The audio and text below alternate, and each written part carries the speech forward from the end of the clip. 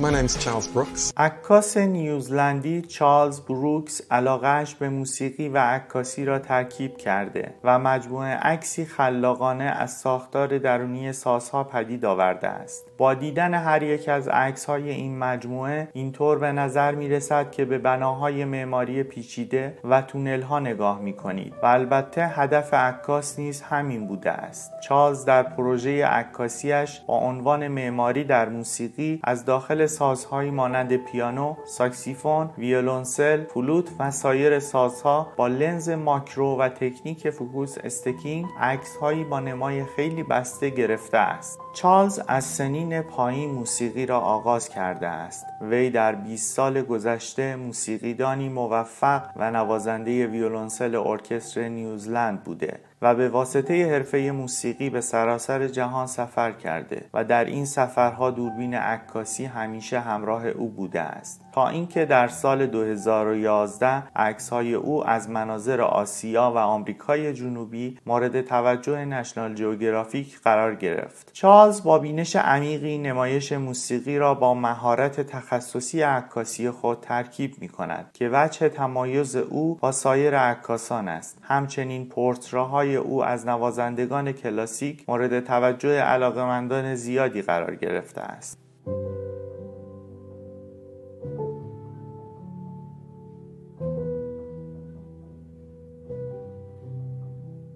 بروکس با صرف سالها زمان برای نواختن موسیقی کنجکاو بود که ببیند داخل ابزار مورد علاقه‌اش چه می‌گذرد. گهگاهی هنگام تعمیر یک ساز میشد داخلش را دید و این یک تجربه هیجان انگیز بود. چارلز بروکس میگوید من همیشه به روانشناسی این که ذهن ما چگونه مقیاس را در تصاویر دو بعدی تفسیر می‌کند علاقه‌مندم. بروکس همچنین میگوید من شیفته افکت تیلت شیفت بودم که با مات کردن بخش‌هایی از تصویر باعث می شود چیزهای بزرگتر کوچک به نظر برسند و می خواستم بدانم که آیا می توانم کاری کنم که برعکس تیلت و شیفت با واضح و شارپ نگه داشتن همه چیزهای کوچک بزرگ به نظر برسند. برای گرفتن این عکس‌ها از یک دوربین لومیکس و عدسی مخصوص 24 میلیمتری ماکرو لاووا استفاده شده و عکاس آن را برای کوچکتر شدن دستکاری کرده است. عکس‌های ماکرویی مانند اینها معمولاً دارای عمق میدان بسیار کمی هستند. عکاس برای رفع این مشکل از تکنیک انباشتن فوکوس یا فوکوس استکینگ استفاده کرده است. بدین ترتیب ابتدا تا انتهای عکس از وضوح بالا و یک دست برخوردار می شود. چارلز برای ایجاد هر تصویر نهایی حدود 100 عکس گرفته است و برای هر عکس ذره ذره فوکوس را تنظیم کرده و سپس از نرم افزار مخصوص برای ترکیب عکس‌ها و نمایان کردن قسمت شارپ هر یک از عکس‌ها استفاده کرده است. بروکس از توجه جهانی که به پروژه‌اش شده ابراز خوشحالی می‌کند و آن را یک پروژه باز و ادامه‌دار در نظر گرفته است. او معتقد است عکاسی با ابزارهای گسترده‌ای که در اختیار ما قرار می‌دهد فرصت داستانگویی بسیاری را برای ما ایجاد می‌کند.